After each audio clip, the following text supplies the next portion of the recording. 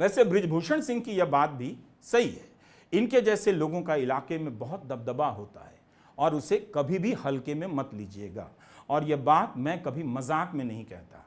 भारत इसी तरह के दबदबे वाले और प्रभावशाली लोगों का द्वीप समूह है, जो थाने से लेकर अदालत, सचिवालय से लेकर मंत्रालय और 5 स्टार होटल की लॉबी में बढ़िया नफीस अंग्रेजी बोलते मिल जाते हैं। उत्साह में महान बृजभूषण के दबदबे को नकारना नहीं चाहिए था, मगर कई लोग बृजभूषण सिंह का भी मजाक उड़ाने लगे। हर इलाके में आपको बृजभूषण महान जैसों का दबदबा नजर आएगा। एक आम नागरिक किस हद तक दीनहीन बना दिया जाता है। कभी इनके जैसों की गाड़ियों के काफिले को ठहर कर देखिएगा, नजदीक मत जाइएगा, सांप सूंघ जाएगा, हलक से पानी नहीं उतरेगा। मुझे अफसोस है बृजभूषण को पद्म भूषण नहीं दिया गया। उन्हें हमेशा विश्वास रहा है कि अदालत से बरी हो जाएंगे। मुझे ऐसे लोगों की जीत पर कभी संदेह नहीं होता, क्योंकि मैं भारत में रहता हूं और उसके एक जिले से आता हूं। जिले के हीरो को अच्छी तरह से जानता हूं। बृजभूषण का दबदबा ही तो था कि उनके आगे प्रधानमंत्री नरेंद्र मोदी की आवाज दब गई। वे महिला पहलवानों के लिए नहीं बोल पाए। बस दबदबे वाले लोगों के देश में विनेश की आवाज दब नहीं पाई।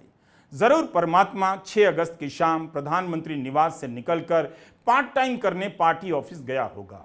तभी विनेश ने मौका देखकर पेरिस में जीत का परचम लहरा दिया। परमात्मा लौट आया, तभी विनेश के अयोग्य ठहराते ही प्रधानमंत्री का ट्वीट आ गया। उसकी जीत जंतर मंतर पर हुई, जहां वह धरने के दिनों में कुश्ती का अभ्यास किया करती थी। अपनी जीत से विनेश ने जंतर मंतर का एक फ्रेंच नाम शॉ दे मार्क्स भी रख दिया।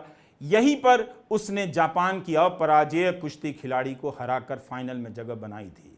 विनेश को जंतर मंतर पर भी हार मिली और पेरिस में भी जीतकर हार गई। लेकिन इन 18 महीनों में वह सत्ता और उसकी गुलाम मीडिया से पटक दिए जाने के बाद भी खेलों के लिए अभ्यास करने खड़ी होती रही। विनेश फोगाट की जीत केवल 50 किलोग्राम की कुश्ती में नहीं हुई।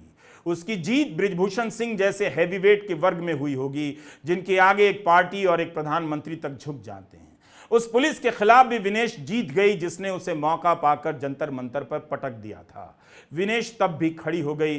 विनेश ने एक जीत के साथ 1000 अहंकारों की मूर्तियां तोड़ दी। विनेश फोगाट को अब कोई पदक नहीं मिलेगा। 100 ग्राम वजन के कारण वह पदक से दूर चली गई। मनु भाकर और विनेश फोगाट की जीत ने किसान आंदोलन और पहलवानों के आंदोलन की स्मृतियों को ताज़ा कर दिया।